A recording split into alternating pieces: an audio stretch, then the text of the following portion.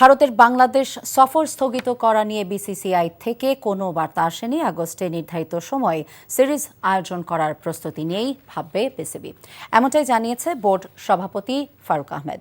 মিরপুরে তৃতীয় বিভাগ লীগ বাছাইয়ের ফাইনালে পুরস্কার বিতরণী অনুষ্ঠানে তিনি আরও বলেন, জিম্বাবুয়ের কাছে পরাজয় কাম্য নয়, পাইপলাইন শক্তিশালী করার পরিকল্পনা নিয়ে কাজ করছে বোর্ড। মমিনুর রেপনের রিপোর্ট।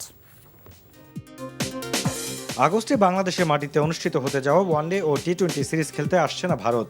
শুক্রবার এক প্রতিবেদনে এমনটাই জানিয়েছিল ভারতীয় গণমাধ্যম টাইমস অফ ইন্ডিয়া। তবে সিরিজ স্থগিত করা নিয়ে বিসিসিআই কোনো বার্তা দেয়নি বলে জানান বিসিবি সভাপতি ফারুক আহমেদ। ভারত এই মুহূর্তে আমাদের এরকম করে কিছু জানায়নি। একটা পত্রিকার নিউজ আমি যেটা আপনি কথা বললেন শুনেছি। সিচুয়েশনটা তো আমি এই মুহূর্তে বলতে পারবো না, বাট এই মুহূর্তে পুরো ট্যুর আছে এবং এটা নিয়ে কোনো কথা আমি শুনিনি যে এটা হবে না। নতুন যেই ওদের সেক্রেটারি দেবজিৎ সাইকিয়া, ওর সাথে কথা বলেছি, এটা অন টাইম আছে, বাকিটা সময় বলে দিবে। তৃতীয় বিভাগ লীগ বাছাইয়ের ফাইনালিস্টদের পুরস্কার বিতরণী অনুষ্ঠানে বোর্ড সভাপতি আরও বলেন, ঘরের মাটিতে জিম্বাবুয়ের বিপক্ষে ড্র কাম্য নয়।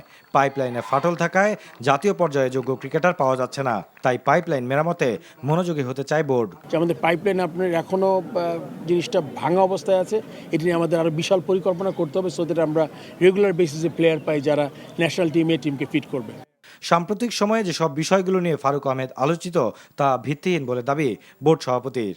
ওটা তো আমি এক্সপ্লেন করেছি অভিযোগটা, ব্যাংক এটা যা আর ফ্যাসিজম কিন্তু এটা মানে এটা ম্যাক্সিমাম ক্ষেত্রে বানানো, কিন্তু এটা আপনি দেখবেন যে এটাতে আমি দীর্ঘক্ষণ আলোচনা করতে চাই। আমার ফ্যাসিস্টের সাথে কোনো সম্পর্ক নাই, ওই ফ্যাসিস্ট রিজিমের সাথে যদি সম্পর্ক থাকতো আমি কিন্তু আজকে আপনার সামনে দাঁড়িয়ে কথা বলতাম না।